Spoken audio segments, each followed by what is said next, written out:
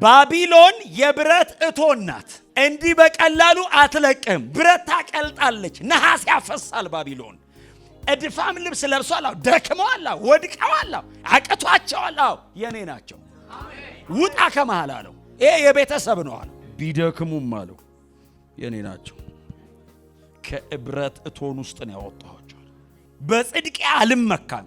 ሲጀመር ብርታትን ጾምን አይቶ አልጠራም። መተ ነው መጾም የለመድከው። ክፉ አድራጊ አልነበረም እኮኛ፣ ክፉዎች ነበርን። መቼም እግዚአብሔር ጠላውን ለመቅጣት ከሰይጣን ጋር አይወግንም። ኢያሱን አየው፣ ከሳሹን አየው፣ የሚከሰስበትን ምክንያት አየው። ቢቆሽሽም የኔ ነው አሉ። ከሳሽ አባሮ መከሰሻ አስወግዶ ግራውንድ አጥፍቶለት ሾመው። ምክንያቱም እግዚአብሔር እድፋም ልብስ አውልቆ ንጹህ ሲያለብስ የመጀመሪያው አይደለም። ከሚበልጥ ነገር ጋር ትገናኛላችሁ።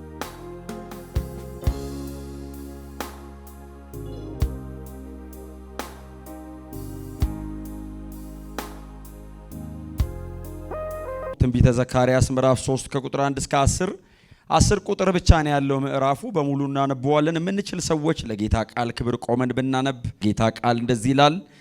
እርሱም ታላቁን ካህን ኢያሱን በእግዚአብሔር መልአክ ፊት ቆሞ አሳየኝ። ሰይጣንም ይከሰው ዘንድ በስተቀኙ ቆሞ ነበር።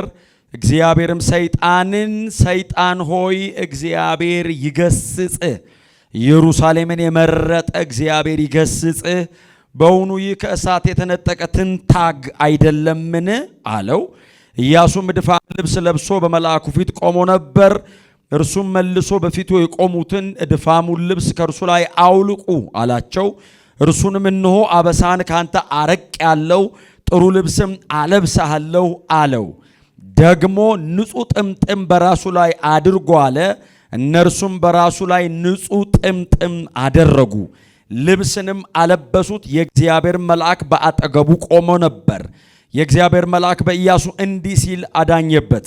የሰራዊት ጌታ እግዚአብሔር እንዲህ ይላል፣ በመንገዴ ብትሄድ ትእዛዜንም ብትጠብቅ በቤቴ ላይ ትፈርዳለህ፣ አደባባዮቼንም ትጠብቃለህ። በዚህ ከቆሙት ከእነዚህ ጋር መግባትን እሰጥሃለሁ። ታላቁ ካህን ኢያሱ ሆይ ስማ፣ በፊትም የሚቀመጡት ባልንጀሮች ለምልክት የሚሆኑ ሰዎች ናቸውና ይስሙ። እነሆ እኔ ባሪያዬን ቁጥቋጥ አወጣለሁ። በኢያሱ ፊት ያኖርኩት ድንጋይ እነሆ አለ። በአንድ ድንጋይ ላይ 7 ዓይኖች አሉ። እነሆ ቅርጹን እቀርጻለሁ ይላል የሰራዊት ጌታ እግዚአብሔር። የዚያችንም ምድር በደል በአንድ ቀን አስወግዳለሁ። በዚያ ቀን ይላል የሰራዊት ጌታ እግዚአብሔር፣ እያንዳንዱ ከወይኑና ከበለሱ በታች ሆኖ ባልንጀራውን ይጠራል። ከሚበልጥ ነገር ጋር ትገናኛላችሁ በሚል ትንሽ እናገራለሁ። አጠገባቸው ሰው ከሚበልጥ ነገር ጋር ትገናኛለህ በሉት። ክብር ለኢየሱስ ይሁን። ያነበብኩት እንግዲህ የዘካርያስ ምዕራፍ 3 እንደምታውቁት ራእይ ነው። ይህንን የሚያየውም ያው ሰውየው ነብይም ስለሆነ ራእይ ነው የሚያየው። እግዚአብሔር የገለጠለትን ነገር እያየ ነው። በፍጥረታዊው አካል ወይንም መሬት ላይ ኢያሱ የተባለው ታላቁ ካህን የተባለው የዮሴዴቅ ልጅ ኢያሱ የለበሰው ድፋም ልብስም የለም። ኢያሱ ፊዚካሊ መሬትም ላይ ያደፈ የሰራው ምንም አይነት ስራ የለም። ራእይ ነው እና ዘካርያስ ወጣት ነብይ ነው። እስራኤል ከምርኮ ከተመለሰች ከ70 ዓመት ምርኮ በኋላ በድህረ ምርኮ ዘመን እግዚአብሔር ያስነሳው ነብይ ነው። በተለይ ደግሞ የቤተ መቅደሱ ስራ እንዲሰራ የዘሩባቤልን እጅ እንዲያበረቱ ከተነሱ 2 ነቢያት መካከል ከሐጌ ጋር አብሮ ያገለገለ ነብይ ነው። ዘካርያስ ወጣት ነው፣ ሐጌ ሽማግሌ ነው። ዘካርያስ ቆሞ ትንቢት ሲናገር ሐጌ ቁጭ ብሎ ይሰማል። ሐጌ ቆሞ ሲናገር ዘካርያስ ይሰማል። ለአንድ አይነት ጉባኤ በተመሳሳይ ጊዜ ነው ያገለገሉት። ያኛው ሽማግሌው ሰውዬ ቀድሞውን ኢየሩሳሌምን የሚያውቅ ይመስላል፣ የፈረሰውን ቤተ መቅደስ የሚያውቅ ይመስላል። ይሄኛው ደግሞ አያውቅም፣ ገና ወጣት ልጅ ነው። ምርኮ ሀገር የተወለደ አይነት ነው። ግን እግዚአብሔር በዚህ ዓላማ አስነስቶታል፣ ተሳክቶለታል። ክብር ለኢየሱስ ይሁን። ተናገሩ፣ ቤተ መቅደሱም ተሰርቶ አልቋል። እና ድህረ ምርኮ ዘመን ላይ ያለ ነብይ ነው። እኔ በጣም በእግዚአብሔር ባህሪ ይገረማለሁ። ድሮ በደናው ዘመን ማንም ወደ ምርኮ ሳይወስዳቸው ነቢያት ነበሩ። እንደነ ኢሳይያስ፣ እንደነ ኤርሚያስ፣ እንደነ አሞጽ አይነት ነቢያት ነበሩ። በምርኮ ሀገርም ደግሞ አልተዋቸውም። እነ ዳንኤል፣ እነ ሕዝቅኤል ደግሞ የምርኮ ሀገር ነቢያት ናቸው። ከምርኮ ሲመለሱ ደግሞ እነ ዘካርያስ ምናምን እነ ሚልኪያስ ሁሉ ነቢያት ናቸውና ሳይማረኩ ተማርከው ከምርኮ ተመልሶ እግዚአብሔር ይናገራል። በየትኛውም ዘመን የማይተውን እግዚአብሔር በየትኛውም የህይወት ጥልቀት ውስጥ ብትሆኑ የማይተዋችሁ እግዚአብሔር ብቻ ነው። እና ሳይማረኩ ባካችሁ ይላችኋል፣ ተማርከው አይዟችሁ ይላችኋል፣ ሲመለሱ ደግሞ ከተማ ስሩ ይላል። እግዚአብሔር ይመስገን። እና በዚህ ዘመን ቤተ መቅደሱን እንዲሰሩ እነዚህን አስነሳ። ዘሩባቤል ቤተ መቅደስ ሰራ፣ ነህምያ አጥር ሰራ፣ እዝራ የህዝቡን ህይወት ሰራ። እና ህይወት ሰርተዋል፣ አጥር ሰርተዋል፣ ቤት ሰርተዋል። ዘንድሮ የማይሰራ ነገር የለም። ጨርሰን ነው የምንሄደው። ጨርሰን ነው የምንሄደው። ኢየሱስ ጌታ። ለሚቀጥለው ትውልድ ምንም አናስተርፍም። መኖር ብቻ ትተንላቸው እንሄዳለን። ስራውን ጨርሳችሁ ነው የምትሄዱት። አሜን በሉ። አጥር ካለ ስሩ፣ ቤት ካለ ስሩ፣ ህይወት ካለ ስሩ። እና ዘካርያስ እንደዚህ አይነት ነብይ ነው። በጣም ኢየሱስ ተኮር ነብይ ነው። ስለ ኢየሱስ መወለድና ስለ ምድር አገልግሎቱ ስለ ሞቱ ብቻ ሳይሆን ስለ ዳግም መመለሱ የተነበየ አስገራሚ ነብይ ነው። አፖካሊፕቲክ የሆነ ፕሮፌት ነው። የመጨረሻውን ዘመን የተናገረ አይነት ነብይ ነው። የመጨረሻው ዘመን ላይ የሚኖሩ ምልክቶችን የመሲሁን አመጣጥ ሳይቀር ጥንቅቅ አርጎ እስከ መጨረሻ ድረስ የተናገረ ወጣት ነብይ ነው።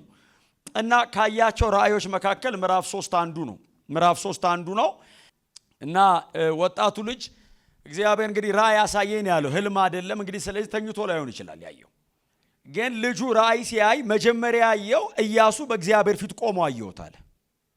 እና ራእዩ ገና ሲጀምር ኢያሱ በእግዚአብሔር ፊት ቆሟል አለ። ከዛ ሊከሰው ሰይጣን በኢያሱ በስተቀኝ ቆሟል። ምን ማለት ነው? በእግዚአብሔር በስተግራ እንደማለት ነው። እግዚአብሔር በቀኙ ልጁን ብቻ ነው የሚያስቀምጠው። በምንም አጋጣሚ ሰይጣን በቀኙ አይቆምም።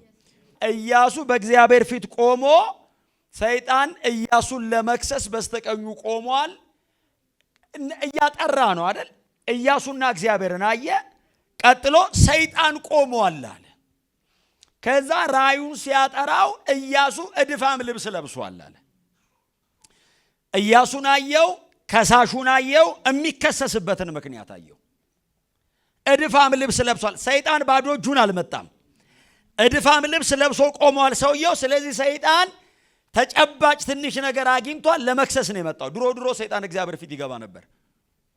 ዘንድሮ ነው የተከለከለው። ኢየሱስ ገብቶ እኛን አስገብቶ ዘጋው። አሁን እኛ ውስጥ ነና፣ ደጅ አይደለንም። ለመከሰስ አንመችም። ኦሬዲ ቅድስተ ቅዱሳን ነው፣ ጥርግርግ አረገን ነው የገባ ነው። ድሮ በአመት አንድ ካህን ስለሚገባ ነው ኢያሱ ነው ያለው እንጂ አሁን ኢየሱስ ቀዶት እኮ ማማ ይግባ ሲባል በሙሉ ግቡ አለን። ግር ብለን ነው የገባ ነው። እስቲ አሜን በሏ። በአመት አንድ እግሩ ላይ ታሰረለት ካህን አይገባም። ዘንድሮ በሙሉ ውስጥ ነን ያለ ነው። ውስጥ ነን፣ በሙሉ ውስጥ ነን። ምንም የማይታይ የቀረ ክብር የለም። በሙሉ ተብረቅርቆ አልቋል። እግዚአብሔር በልጁ በኩል ያላሳየው የተረፈ ብርሃን የለም። ጥላውን ሲመጣ ያብራልኝ ብሎ ኢየሱስ ያስቀረው ብርሃን በሙሉ አሳይቷል። ስለዚህ የማኒፌስቴሽን ጉዳይ ነው እንጂ ኦሬዲ ሪቪልድ ሆኗል። ክብር ለኢየሱስ ይሁን። እና ሊከሰው ቆሞ ያለ ሶስቱን አካላት ያያል። እንግዲህ አንድ ኢያሱ የሚባል ግለሰብ እድፋም ልብስ ለብሶ ቆሞ አይደለም። ኢያሱ ሊቀ ካህን ስለሆነ በቀኝና በግራ ደረቱ ላይ 6 ነገድ ይዞ የሚገባ ሰው ነው። ስለዚህ ኢያሱ አይደለም እድፋም ልብስ ለብሶ የቆመው። ከምርኮ ተመልሶ የመጣውን ሕዝብ ወክሎ ስለሆነ የቆመው ከምርኮ ተመልሶ የመጣውን ሕዝብ ነው ለመክሰስ ሰይጣን የመጣው። ምክንያቱም የተከሰሰ የሚመስለው አንድ ግለሰብ ነው፣ እግዚአብሔር የሚመልሰው የከተማ ነው። ምክንያቱም ኢየሩሳሌምን የመረጠ ነው ያለው። ሰውየው ሕዝብ ይዞ ነው የሚቆመው። ስለዚህ ስብሰባውን ሰይጣን አልጀመረም፣ እግዚአብሔር ጀመረው። እግዚአብሔር ጀመረ ስብሰባውን። እና እግዚአብሔር ሲጀምር የጀመረው ከኢያሱ አይደለም፣ ከባዕዱ ነው የጀመረው። ባዕድ ነው ይሄኛው፣ የቤተሰብ አባል አይደለም። ሰይጣን ሆይ አለው። ያው እግዚአብሔር ተጣርቶ ማንም ዝም አይልም። ሰይጣንም ቢሆን አቤት ይላል።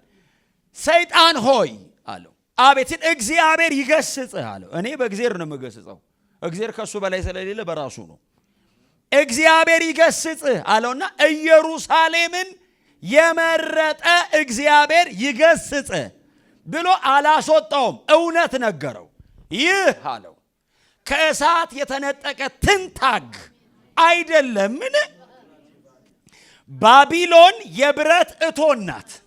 እንዲህ በቀላሉ አትለቅም። ብረት ታቀልጣለች፣ ነሐስ ያፈሳል። ባቢሎን በጣም ከባድ ነው። እሳት ሲነድ ከእሳት መካከል ተስፈንጥረው የሚያመልጡ አሉ። ይሄ እኮ ከባቢሎን የተረፈ ነው አለው። ቢቆሽሽም የኔ ነው አለው። ስሙኝ፣ ድካም አናበረታታም። ብትደክምም ግን የማይተዋል እዚህ ቤት ሲጀመር ብርታትን ጾምን አይቶ አልጠራም። መተ ነው መጾም የለመድከው። እስቲ አሜን በሏ።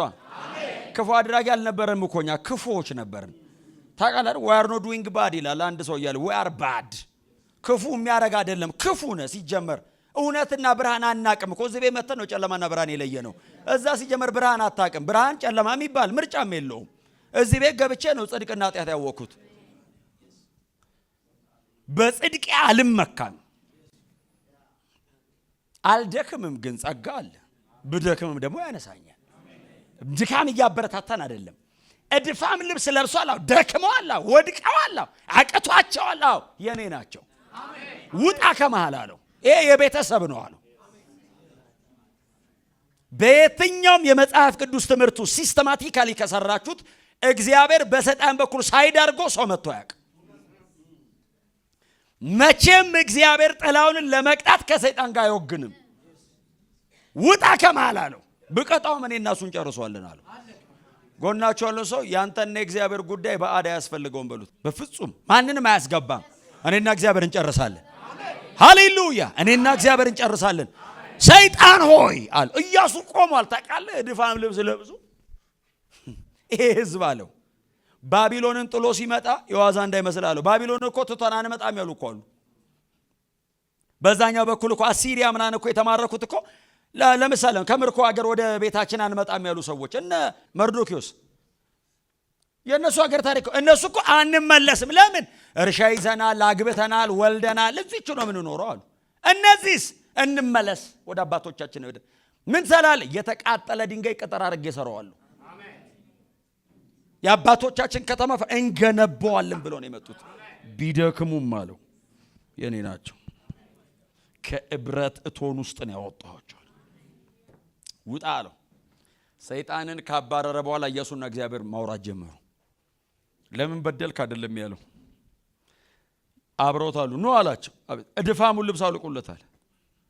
ከሳሽን አባሮ አልበቃውም። የሚከሰስበትን ምክንያት አነሳለት።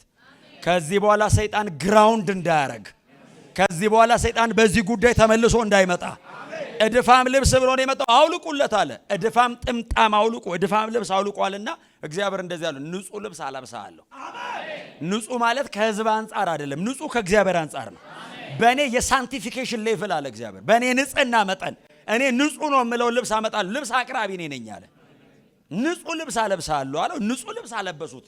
ንጹህ ጥምጣም አረጉለት። ቀጥሎ እግዚአብሔር እንደዚህ አለ፣ በህዝቤ ላይ ፈራጅ አረጋለሁ። ከሳሽ አባሮ መከሰሻ አስወግዶ ግራውንድ አጥፍቶለት ሾመው። እግዚአብሔር እኮ አይጀምርህ እንጂ ጥግ ድረስ እኮ ነው የሚሰራው። ብቻ እግዚአብሔር ከእናንተ ጋር ይሁን።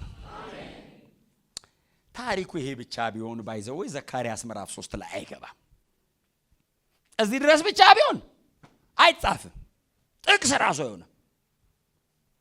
ምክንያቱም እግዚአብሔር እድፋም ልብስ አውልቆ ንጹህ ሲያለብስ የመጀመሪያው አይደለም። የትውልድን ሁሉ ቆሻሻ ልብስ እያወለቀ ንጹህ እያለበሰ እኮ ነው የመጣው። ይህን ታሪክ ታዲያ እዚህ ውስጥ ምን አመጣው ካላችሁ እግዚአብሔር በዚህ ደካማ ሊቀ ካህን በኩል ሌላ ተስፋ ገባ። መሲያኒክ ተስፋ ገባ።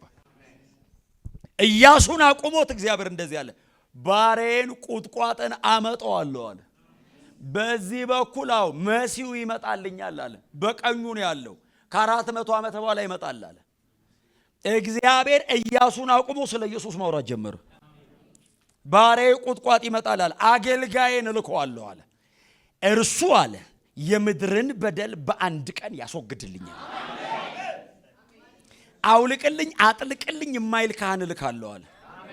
ታዲያ ሲባል ኃጢአትን በሱ በኩል ዲል አድርጌ ጨርሳለሁ አለ። የምድርን በደል አስወግዳለሁ። ምን ማለት እንደሆነ ታውቃለህ? ኢያሱን አቁሞ እግዚአብሔር ክሩሲፊክሽን አወራ። እግዚአብሔር የምድርን በደል በአንድ ቀን ያስወገደው መስቀል ላይ ነው።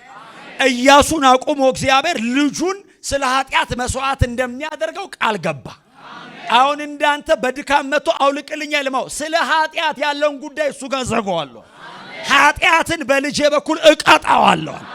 ይኸውልህ ከሚበልጥ ነገር ጋር ትገናኛለህ ማለት እግዚአብሔር ሰበብ ፈልጎ ኢየሱስን ይገልጥብሃል። የጥላውን ጨርቅ መቀየር ቁም ነገር አይደለም ለእግዚአብሔር። አያንተን በሆነ አይነት የላይፍ ስታተስ ውስጥ መክተት እሱ አይደለም ቢዝነሱ። እግዚአብሔር አንተ ጋር ታሪክ ካለው ኢየሱስን ያከብርብሃል። አይ አንተ በማትኖርበት ዘመን ተጽዕኖ ያረክ ትቀጥላለህ። አንተ በህይወት ላትኖር ትችላለህ። ጳውሎስ 2000 ዓመት ሆኖታል ከሞተ፣ ዘንድሮም ተጽዕኖ ያረገ ነው። ከሚበልጥ ነገር ጋር ያገናኛቸዋል። ምንድነው የሚበልጥ ነገር? ሰበብ ፈልጎ ኢየሱስን ይሰፋዋል ላይ እድሜን ወስዶ ኢየሱስ ላይ ይገጥመዋል። ይሄን ታሪክ ምንድነው ያስገባው? ኢያሱ የሚባል ሰውዬ አናቀም ነበር ይሄ ታሪክ ባይኖር። ታላቁ ካህን ኢያሱ፣ ታላቅ ካህን ኢያሱ፣ የዮሴዴቅ ልጅ ኢያሱ። ምንድነው ልዩነቱ ሲባል እግዚአብሔር ሰበብ ፈለገ። በዚህ ደካማ ሰው ጉልበት ቁጥቋጤ ይመጣል አለ፣ ባሬ ይመጣል አለ፣ በልቤና በነፍሴ ያለውን የሚያደርግልኛል፣ እርማት የሌለው አገልጋይ ይመጣል አለ፣ ማታስተካክሉት አገልጋይ ይመጣል አለ፣ የልቤን ሁሉ ምደመድምበት ይመጣል። የምድርን በደል አለ እግዚአብሔር። የአንድ ሰው በደል አይደለም ያለው፣ የእስራኤልን በደል አይደለም ያለው፣ የምድርን በዚያች ቀን አለ። ዋው! የተወለደ ቀን አይደለም፣ የሞተ ቀን ነው። የሞተ ቀን እግዚአብሔር ክሮስ አለ። ክሮስ ከሚበልጥ ነገር ጋር ትገናኛላችሁ። ዛሬ መልእክቴ ይችናት። ከዚህ ቀን በኋላ እግዚአብሔር እላያችሁ ላይ ሰበብ ፈልጎ የማይገናኝ ነገር እያሳሳበ ኢየሱስ ላይ ይገጥመዋል። መጽሐፍ ቅዱሳችን ላይ አንድ ሴት አለች፣ ሩት የምትባል ሴት። ሩት አንድ ተአምር በእጇ አልተደረገም። አንድ ቁም ነገር ያለው ስብከት አልተጻፈላትም። ሞዓባዊትና ሴትዮዋ ወስና ነው የመጣችው።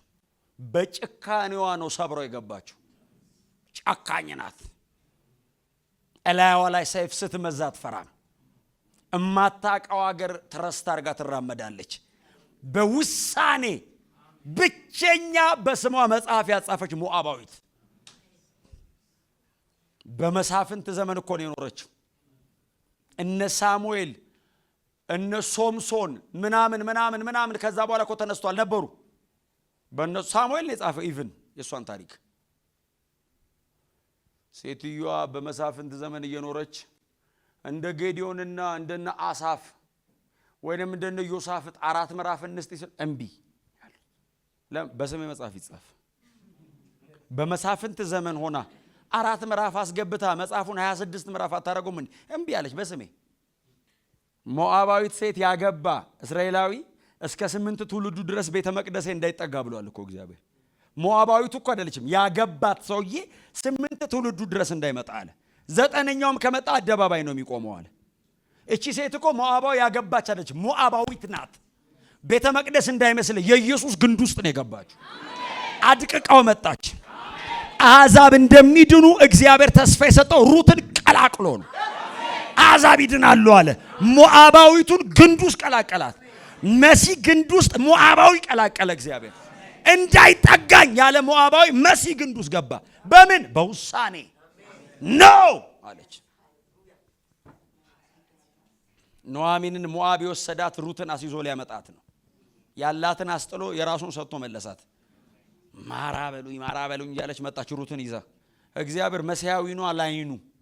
አይ ለኑኃሚን ሊያራራላት ምክንያቱ መሲያዊ ስራ እየሰራ ነው። የኑኃሚንን ቤት የገለባበጠው መሲያዊ ፕላን ውስጥ ገብታ ነው። መሲያኒክ ፕላን ነው። አይ መንገድ ዳር ስለነበረች ኑኃሚን መንገድ ዳር ያለ ቤት ለልማት ይፈልጋል። አረሳት፣ ገለባበጠው ቤቷን። ሩትን ይዛት መጣች። አብረው መጡ ኮርፋ ጋር። ወንዝ አለ ማካፊያው። ወንዙ ጋር ሲደርሱ ኑኃሚን እንዲህ አለቻቸው፣ ወደ እናቶቻችሁ ቤት ተመለሱ አለች። ወደ እናቶቻችሁ ቤት ተመለሱ፣ ሌላ አግቡ። አሁን እነ ኬሊዮንና መሐሎንን አይደል ያገባችሁት? ሁለቱም የሉ መረባያታው። ሂዱ በቃ ሂዱና አግቡ። እኔ ይሄው ነፃ አርጋችኋለሁ ስትል አንመለስም አሉ። ተንፈራፈሩ መሬት ላይ እየተንከባለሉ። ቆይ አይ ስሜቱ ያቱኑ አለች። እናውራ፣ ቁሙ፣ እንደሰለጠነ ሰው እናውራ። ላስቆመቻቸው። እኔ አገሬ ሄጄ አላገባም አለች። እኔ አሁን እድሜ ሄዷል አላገባም፣ እንደው ባገባ አለች። ስተኛ ልጅቻለሁ አልወልድም እኮ እንደውሽ ወለድኩ ይባል ታምር ተፈጥሮ የወለድኩት ልጅ አድጎ ያገባቸዋል እንዴ ልጅ አያገባንም ታዲያ ተመለሱ ባል አይደል ያገናኘን ተመለሱ ስትል ያቺኛይቱ ኦርፋ መታሰማ አንዳንድ ሰው ተስፋው ይገርመኛል ታውቃለህ ሴትዮ ሄዳ አግብታ ወልዳ አሳድጋ ትድረኛለች ብላ ነው እንዴ የኑአሚን ማትሪክ በጣም ከባድ የድሮ ማትሪክ አይነን ነው የዘንድሮ ይወጣስ ችግር ስማት ተለየቻት እችኛዋንም አንቺም እንደምራትሽ ተመለሽ ስትላት ኑአሚን እንደዚህ ያለቻት በዚህ ጉዳይ ደግመና እናወራ እና አገርሽ አገሬ ነው ህዝብሽ ህዝቤ ነው አምላክሽ ሰማ የሞዓብ አምላክ ማለት ካሞሽና ሞሎክ ነው ካሞሽና ሞሎክ ማለት በጣም the evil demon ነው የበኩር ልጅ ነው የሚታረድለት ካደችው ያንቺ አምላክ የኔ ነው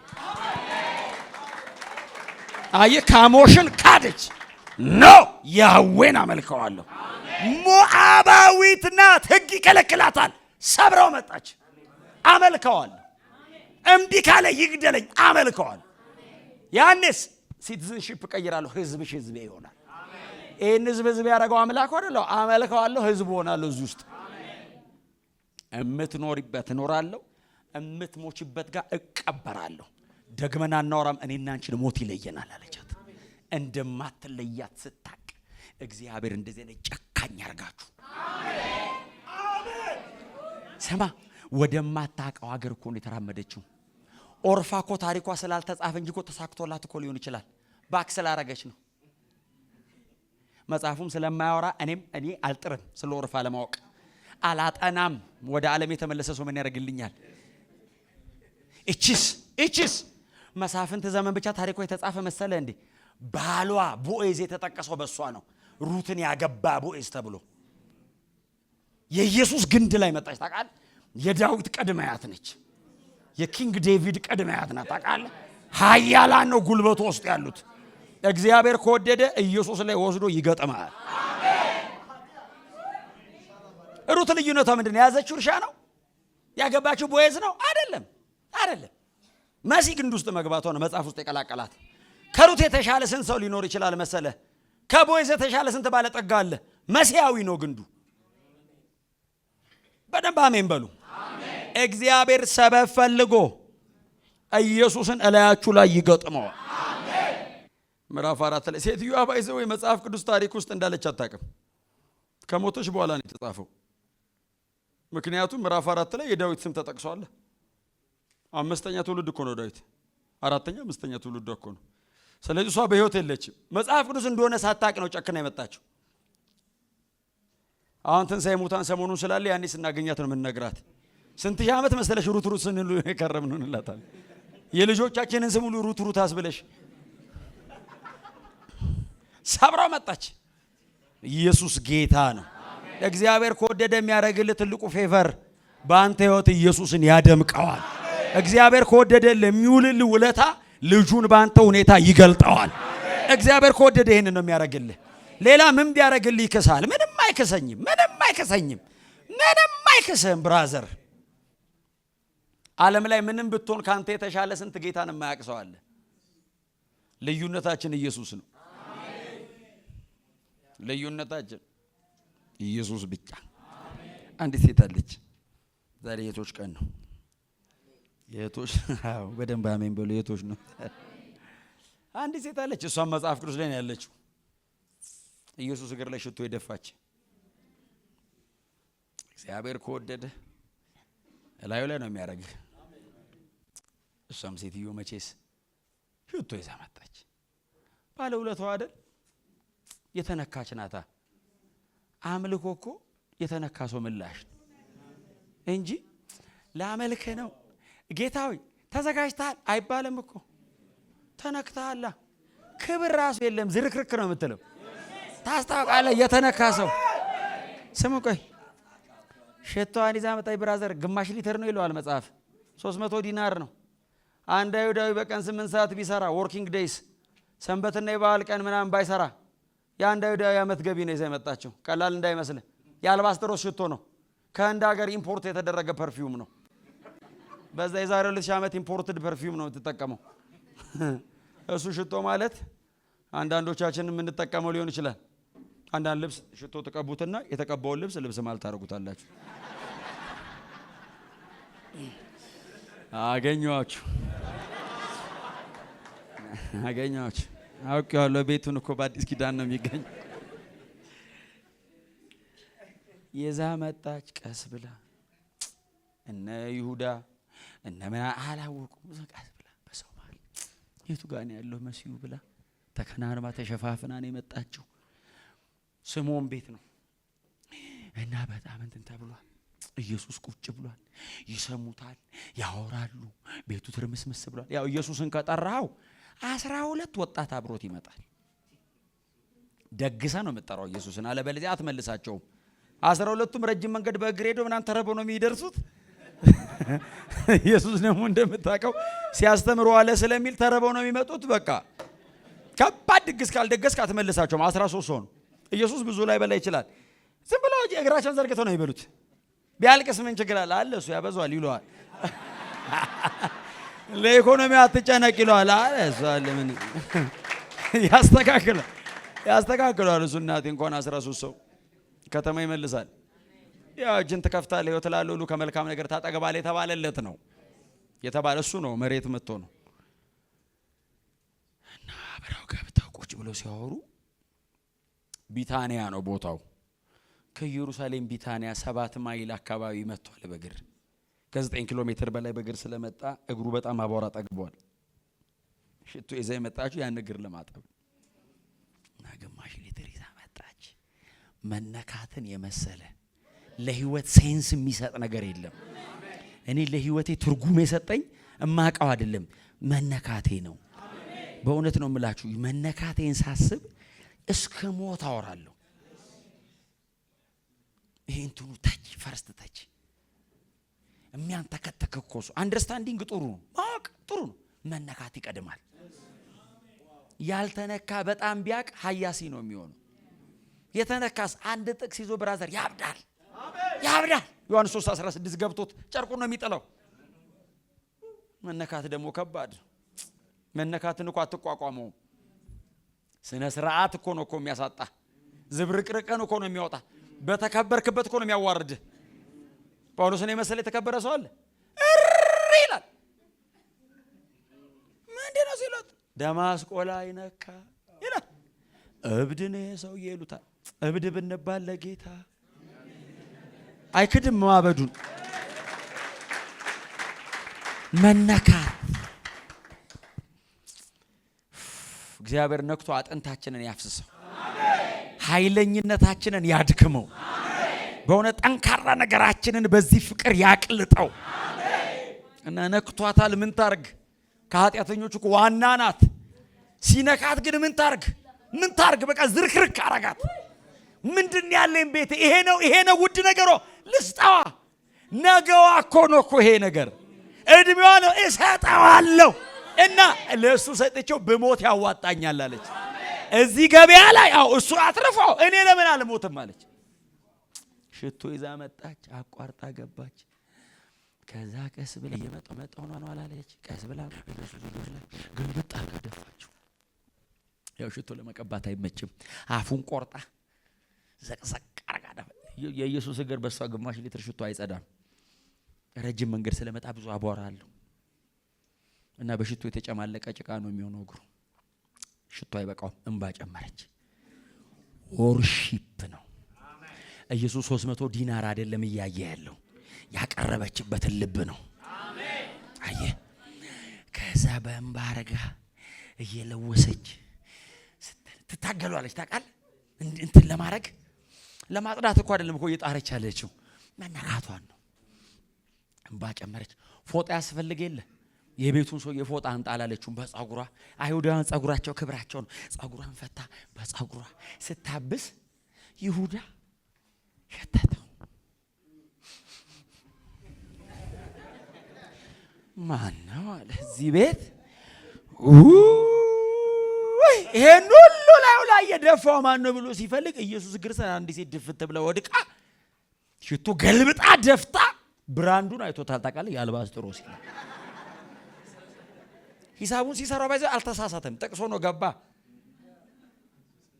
300 ዲናር ያለው እኮ ይሁዳ ነው። ልክ ነው፣ እውነቱን እንዴ በአይን ያውቀዋል። ስሙን ከዛ በፀጉሯ ያበሰች ስትላያት ወደ እሷ አይደለም የሚያወራው፣ ወደ ኢየሱስ አወራ። ምን ያህል ታውቃለህ አይደል? አሁን እሷን ይሻል ነበር ኮምፕሌን ቢያረጋት ጥሩ። ወርሺፕ እየተደረገ እያለ እሱ ጋር መጣበት። መምህር አቤት አለው። ይሄን ሁሉ ነገር ዝም ብላ ስታባክነው እንዴት ዝም ትላታለህ እንዴ? ሸጠን ድሃ ብንረዳበት። ይኸውላችሁ በኢየሱስ ስስ ጎን ነው የመጣው። ድሆች እርዱ የኢየሱስ ትምህርት ነው። ድሃ ያበላ ድሃ ያለበሰ ምና ኢየሱስ በስስ ጎኑ ሲመጣ ኢየሱስ እንደዚህ አለው፣ ይሁዳ አለው። አቤት ተዋት። ሰከንድ ፐርሰን ሲንጉላር ነው። ኮይኑ ላይ ቃል አጋነዋለሁ። ጮኸ ኢየሱስ ተው። አምልኮ ኢየሱስ ዲናሩ ጋር አይደለም ልቡ ጋር ነው። እንዴ እሱ እኮ ሰማይ ትቶ የመጣው እኮ ያንን እኮ የመለኮት ክብር ነው። 300 ዲናር አለው። 300 ዲናር ይሁዳ አለው። ተው አለው። አምልኮ እየተቀበለ ነው። አምላክ ነዋ። ሂዝ ጋድ። ዴቲው በኢንካርኔሽኑ እንትን ተሸፍኖ እንጂ መለኮት እኮ ነው፣ እግዚአብሔር ነው። እየተቀበለ ነው አምልኮ። ተው አለው። ከዛ ቀጥሎ እንደዚህ አለው፣ ለቀብር ያርገዋለች አለው። ለቀብር ያርገዋለች ምን ማለት ነው? እኔ ሞትና እቀበራለሁ። ከዛ ሬሳዬን ሽቶ ልትቀባ ስትመጣ ስለምነሳ የዛን ቀን ስለማታገኘኝ ሬሳዬን እንደቀባችሁ ቆጥሬዋለሁ። አሜን። አይ 300 ዲናርን ሞትና ትንሳኤው ላይ ሰፋው። እግዚአብሔር ይሄን ቀን እንዲሁ አይለፈው፣ ለሆነ ቀን ይጠብቀው። ዛሬ አምልኮኛል ብሎ የሆነ ቀን ይካስህ። ዛሬ በፊቴ ነበር ብሎ የሆነ ቀን ይወስንልህ። ለቀብር ያለ ታውቃለህ? ስሙኝ፣ ኢየሱስ ሰው የሆነበት ምክንያት ሞትና ትንሳኤው ነው። በዚህ ጥቂት ነገር ኢየሱስ የመጨረሻውን አልቲሜትሊ የመለኮትን ፕላን አወራ። ሞትና ትንሳኤ አለበት። እግዚአብሔር ሰበብ ፈልጎ ላይ ይስፋላችሁ። ሁሉም እዚህ ድረስ ነው የነገሩ። ዮሐንስ ግን ሲጽፍ ኢየሱስ ይሄን አለና ዮሐንስና አለው አንተ አለው አቤት ጌታ ሆይ ሲለው ጠጋ ብለኛል። ጠጋ ሲለው አንተ ግን ስትጽፍ ሌባ ነበር ብለህ ጻፍልኝ። ዮሐንስ ወንጌል ላይ ብቻ ነው ያለው። ለድሃ አዝኖ ሳይሆን ሌባ ነበር ብለህ ጻፍልኝ አለው። ዮሐንስ ሲጽፍ እስከ መጨረሻ ጻፈው። ያለበትን ንግግሩን አረማይስጥና ግሪኩን ሳይሆን ልቡን ጻፈው ዮሐንስ። ሀርቱን አይ ድሃ መርዳት መጽሐፍ ቅዱሳዊ ነው። ይሁዳን ግን ኢየሱስ ጀስቲፋይ ሞቲቭህን ነው አይ ጀስቲፋይ የሚያደርገው። ከዛ ለቀብር ያረጋቸው አለ። ማርያም እንባዋን አፍስሳ ምን ብላ ደስ ብሏት ጨርሳ ወደ ቤቷ ሄደች። ትዝ የሚላችሁ ከሆነ ኢየሱስ ሞት አይደል? መስቀል ላይ ጌታችን ያው እሱ ሞት ነው እንደሰበሰበን።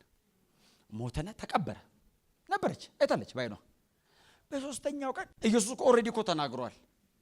ለቀብር ያርገዋል ስላለ ትንቢቱ መፈጸም አለበት። ሽቶ ከእጁ አይጠፋም እቺ ሴት። አንዳንድ ሰው እኮ የተባረከ ነው፣ ደህና ነገር አያጣም። ያንን የደፋችሁን አይነት ሽቶ የት እንዳመጣች አላቅም። ቀመመው ምን ብሎ አዘጋጅተው ይዛ ወደ ኢየሱስ መቃብር እየሮጠች ስትመጣ ዮሐንስ 20 ላይ ነው አይደል? ስትመጣ ይላል እንዲህ ስትል ድንጋዩ ተንከባሏል። ወደ ውስጥ መግባት ፈርታ ዝቅ ብላ ስታይ የለም። ሽቷን ይዛ ቆማ የምዕራፍ 12 ትንቢት እኮ ነው። ዞር ስትል አንድ ሰው ቆሟል። አትክልተኛ መስሏት ጠጋለችውና ጌታዬን አንተ ነው የወሰድከው? ተገንዞ እኮ ገብቷል። እዚህ ውስጥ አንድ የሞተ ሰው ነበር አይደለም ያለችው? ሞቶም ጌታዋ ነው። ስቲል አየ ቆሞ የሞተ እያስነሳ ብቻ ሳይሆን ተገንዞ ገብቶም ስቲል ጌታዬ ነው ማለት ሰር አይደለም፣ ኩሪዮስ ነው። ከሰማይ እኔን ለማዳን የወረደ ነው አለችው። አንተ ነህ የወሰድከው? ለካ ራሱ ነው፣ ኢየሱስ ነው። ጠጋላትና መሬት ላይ በሚጠራት ማርያም አላት። እኔ ብሆን እላለሁ፣ ወይኔ እኔ ብሆን እነ ጴጥሮስ ያሉበት ድረስ አልሄድም፣ እዛው ወድቄ መሆኑን አላውቅም። ማርያም ሲላት እኔን የጠራኝ ነው የሚመስለኝ። ባይዘው ተረከክ ነው ማለት ነው ሳነበው ጥላሁን ያለ አንተ ሞቶ ሲቀበር አይተህ ባይነህ ተነስቶ አግኝተው ማርያም ሲላት ቀድም እኮ ጌታዬን ነበር ያለችው። ራሱን ስታገኘው መምህሬ አለችው። የልቧን ነው የሚያውቀው። ረቡኒ ብላ ልታቀፈው ታውቃለህ። ያኔ እግሩን ስታጠብ ነበራ ውይ ብላ ልታቀፈው እንዳትነኪኝ አላት። አሁን ግሎሪፋይድ ቦዲ ነው።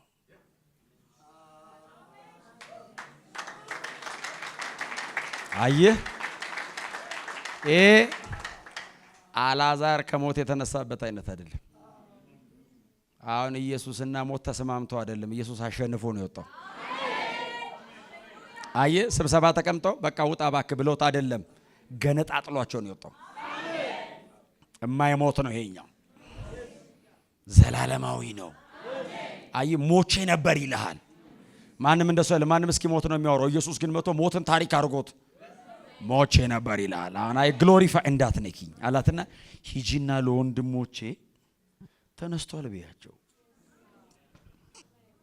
መድኃኔዓለም ያሳይ ማርያም እንዴት እንደምትሮጥ። እንቅፋት እዚህ ይላል፣ መውደቅ እዚህ ይላል። ኮሽም ውስጥ አጥር ላይ እየወደቀች እየሮጠች ብቻ ሽቶ ራሱ የት እንዳረገች የምን ሽቶ ነው? ነፍስ ራሱ ትዝ አይልም እንኳን ሽቶ በብላ ሄዳ የተሰበሰቡበትን ቤት ታውቀዋለች። ስታረግ ፈርተው ይላል በር ዘጋግተው ቁጭ ብሏል። ድንገት ደግሞ አይሁዳውያን ሊመጡ ይችላሉ፣ ሮማውያን አስበዋል። የምስራች ለማውጣት ነፍሷ ተይዟላ። ጓጓጓጓ አስተረቅ ደንግጠው ማነው ሲሉ እኔ ነኝ አለች። ማርያም በር ሲከፍት መግቢያ የለው። ይሄው አሁን እኮ ፕሪቺንግ ሆሚሌቲክስ እኮ ያው ነከብ ምናምን ፓስታ አስተምረውናል። ኢንትሮዳክሽን አለ፣ ቦዲ ኮንክሉዥን አለ። ሆሚሌቲክስ የለውም። የማርያም መግቢያ የለውም፣ ዝርግፍ ነው። በሩን ገና ሲከፍቱት ጌታችን ተነስቷል። አሜን። ስሙኝ፣ የትንሳኤው የመጀመሪያ ሰባኪ ጴጥሮስ አይደለም፣ ማርያም ናት። ለሚወዱት ነው የተገለጠው። መጀመሪያ ኢየሱስ ተነስቷል። የማርያም ስብከት ይኸውላችሁ ሁለት አደረገው ጉባኤውን። የተወሰኑት ባክ አደረጉ። እነ ቀለዮጳ ወደ ቤታችን አንቺ ታየሽ? አዎ ለአንቺ ባይ ነገር በቃ ውሸት ነው ማለት ነው። ባክሽ ዝም ብለን የደከም ነው ብለው ወደ ሀገራቸው ሄዱ ይላል።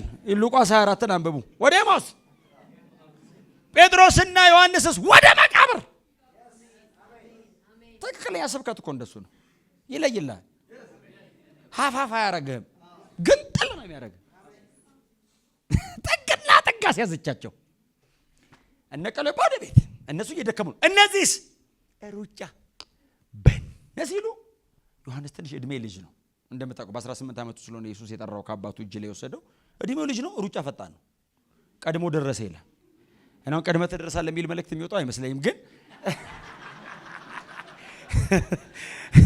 ልጁ ሩጫ ፈጣን ነው የሚል ይመስለኛል። አላቀ ኤኒዌይስ ሲሮጡ ልጁ በነ ብሎ ቀድሞ ደረሰ ይላል ዮሐንስ። ኢየሱስ ይወዱ የነበረ ደቀ መዝሙር ነው። ሰው ሸምግሎ ስለጻፈ ስሙን አይጽፍም። ያው ስትበስሉ ብዙ ራሳችሁን ትተዋላችሁ። እና ቆመ ብሎ ወደ ውስጥ አየ። ሲያይ የለም ግን አልገባም ይላል። ልጁ ምንም ሩጫ ቢፈጥንም ግን ሪዘርቭድ ነው። ቆም ብሎ ለማንኛውም ብሎ ሲያይ እንዴ ጴጥሮስ እኮ ምን አይነት ሰው ነው? ደረስ ይልና ገባ ይላል።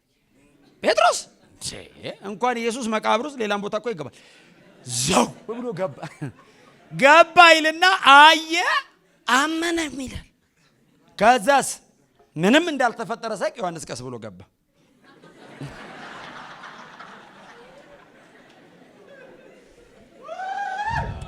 ምክንያቱም ጴጥሮስ እናቴ ፈጥኖ አሸልሟቸው አስበልቷቸው ያውቃል። በኋላ ተራምዶ ያውቃል፣ ሰምቶ ያውቃል። ዛሬ እናቴ መስመጥም ካለ መቃብር ውስጥ ጴጥሮስ ከቀረ ሊመለስ ነው። ቢያንስ ይሄንንም ለማውራት ምንም እንዳልተፈጠረ ገባ ይልና አመነ ብቻ አይልም አይደል? ጻፈው። ሲጽፈውም ብሎ ነው የጻፈው የጭንቅላቱ መጠቅለያ ቦታው ላይ ነበር አለ። ኢየሱስ ከሞት ሲነሳ እንደዚህ አላወላለቀም አለ። ከውስጥ ነው የወጣው አለ። የጭንቅላቱ መጠቅለያ ቦታው ላይ ነበር አለ እና በትንሣኤው አካል እንኳን የመቃብር ድንጋይ ሊነካው የተከፈነበትን የተገነዘበትን ጨርቅ አልነካውም አለ።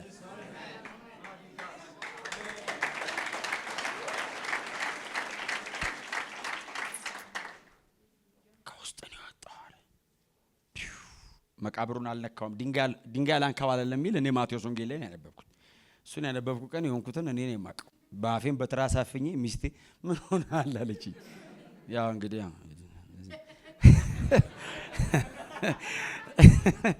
እነሱ ናቸው እኮ እኔ መስመር የሚያስይዙን እንጂ እኔ እስከ ዛሬ ጨርቄን እጥል ነበር። በእውነት እኔ ቃል ሲበራልኝ የምሆነውን አላውቅም።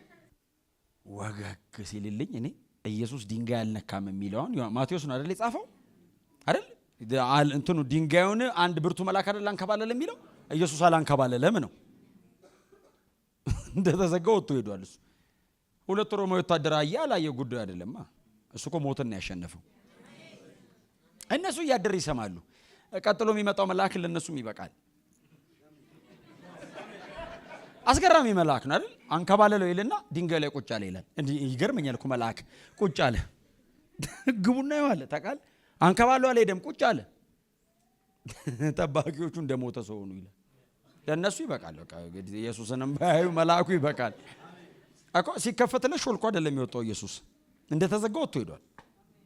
እና ዮሐንስ መጣና ስፔሲፊኬሽኑን ጨመረው። ድንጋይ አይደለም ጨርቅ አልነካም ማለት ሾልኮ ከውስጥ ነው የወጣው።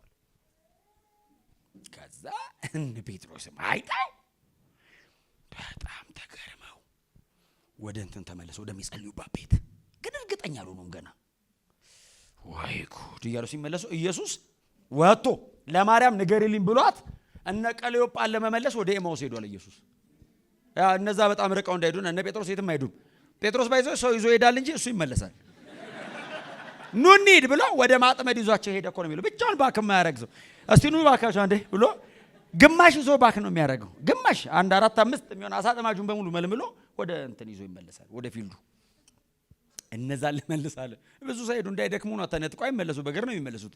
ብዙ እንዳይሄዱ ብሎ ኢየሱስ መንገድ ላይ ያገኛቸው። እንደዚህ እየዛላችሁ የምትሄዱት ወዴት ነው ሲላቸው አንተ እዚህ ኢየሩሳሌም ለሆነ ነገር እንግዳን አሉት። ለራሱ እኮ ነው እንደ ወንጌል አይነት እኮ በጣም አስቸጋሪ ነገር የለም። እስኪ በራል እኮ መከራ ነው። እንግዳን ምን ሆነ አላቸው ሲላቸው ሰው እኮ ተቃለ ሲሞት ነው እውነቱ የሚወጣው። በቃልና በስራ ብርቱ ነበር አሉት።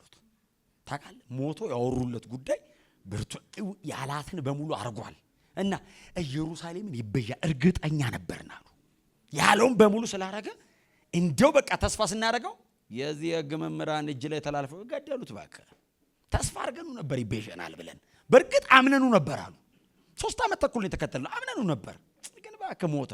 አንተ እንግዳን አልሰማመኝ ጉዳይ ሲሉት እኔ ከሕግ ከነቢያትና ከመዝሙራት ዘሆል ብሉይ ኪዳን ማለት ነው እየጠቀሰ አይደለም ይላል ኢየሱስ ክርስቶስ መከራ ሊቀበል ሊሞትና በሶስተኛው ቀን ሊነሳ ብሉይ ኪዳን ላይ በሶስተኛ ቀን ይነሳል የሚል እኔ ዘፍጥረት ላይ ነው ያላገኘውም። ከሕግ ጠቀሰ ይላል ግን አለ ማለት ነው። ዘፍጥረትን በዮሐንስ ወንጌል ማንበብ ነው እንግዲህ። በሙሴ አይተነው የለውም ኢየሱስ ሳይሆን ስለኔ ነው የሚያወሩት መጽሐፍቱ ልቆ አለ ሉቃስ 24 ላይ መጽሐፍቱ ልቆ ስለኔ ነው የሚያወራው እያለ ሲሰብካቸው ስማ ልባቸው ይነዳል ታውቃለህ፣ ይቃጠል። ዋይ ጉድ አንተ አይገርምም ይሄ ሰውዬ የት የተደበቀ ሰው ነው እባክህ። እኔ እንደዚህ አይነት ሰባኪ አይቻላቅም። እየነደዱ ይላሉ። ስብከት ግን አቅጣጫ ያስቀይርም፣ ብርሃን ነው የሚያስቀይረው። እስቲል መንገድ አልቀየሩም። እየሄዱ ልክ ነው እውነት ነው ይላል ነበር። እሱ ራሱ መሬት ላይ ያለ ይገርባል። እየሄዱ እያለ ልክ ቤታቸው 15 ኪሎ ሜትር ይዟቸው ሄደ። እሱ አምላክ ነው እናቴ አይደክመውም። አሁን ከሞት ተነስቷል። እሱ ናቸው እናቴ እየዛሉ ሄዱት። እሱ አይዝልም፣ ገና ለዘላለም ይነግሳል። ከዛ ልክ ቤታቸው ሲደርስ ወደውታል። እንደው ረጅም የምትሄድ ከሆነ እኛ ቤት ራት በላ አድርገህ ትንሽ ቀምሰህ ኃይል ሰብስበህ ትሄድ አሉት።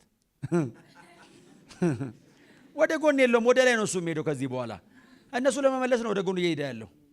እሺ አለና ገባና አይበላም፣ ልማደኛ ነው። ማዕድ ላይ እሱ ነው የሚያመሰግነው። ያው ካነሰ እንዲበዛም ምን እንዲልም ለማመጣጠን እሱ ነው የሚያመሰግነው። ለይሁዳ አይሰጠው እና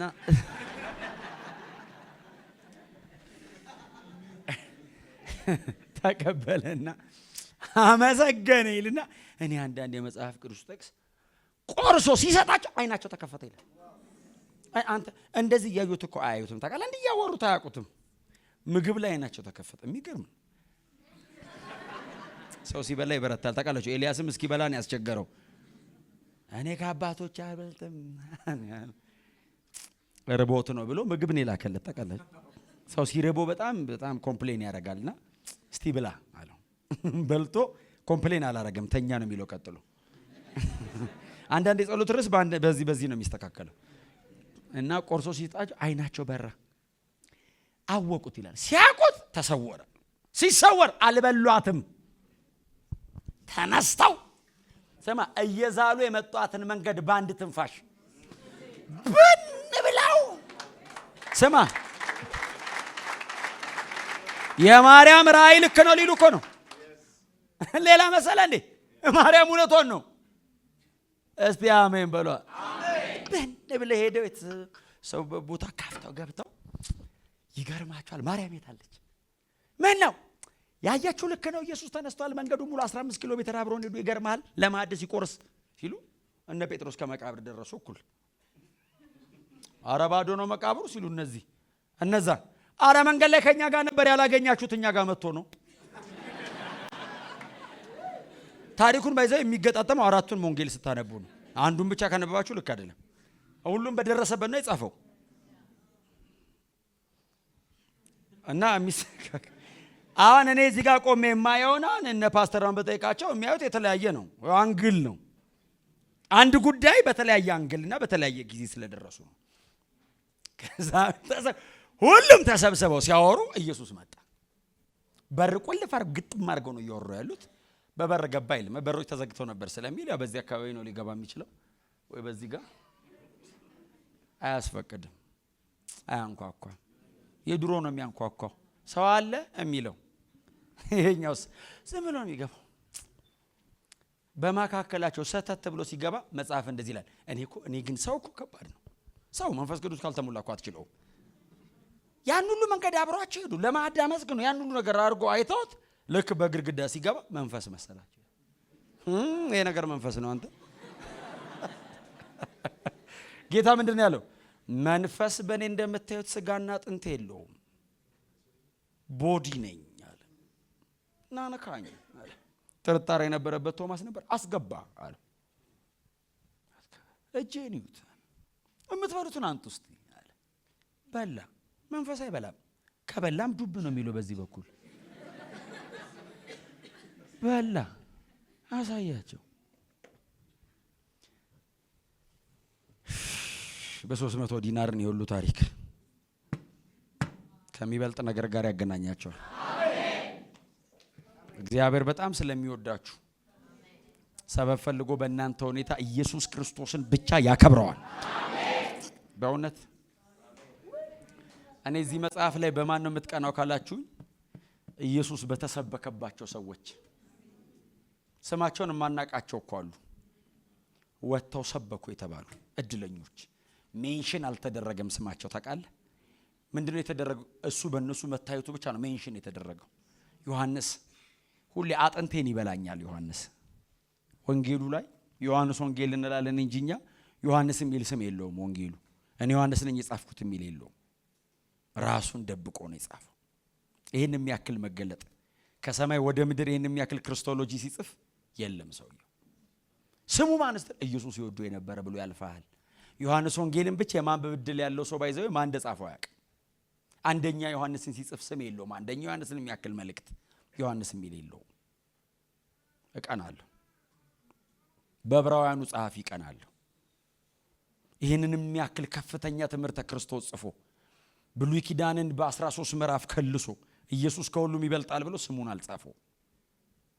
አክሊላቸው ምን አይነት ነው? እነዚህ ሰዎች ተደብቀው እድሜ ሰጡት፣ ጉልበት ሰጡት፣ ስማቸውን ለሱ ሰጡት፣ ታሪካቸውን ሰጡት።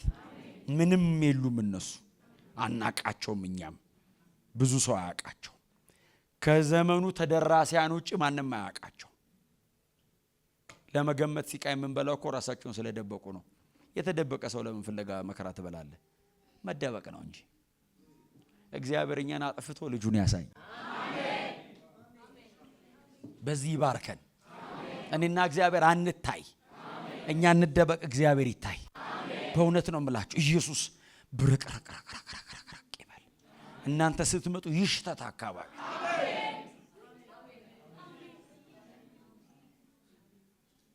ይሄንን ሪዋርድ አድርጎ መሬት ላይ ይስጣል። ኢየሱስን በእኛ መግለጥ ሽልማት ይሁነን። በእውነት ሌላ ነገር አይስጠን። ኢየሱስን መግለጥ። ቆመን እንጸልይ።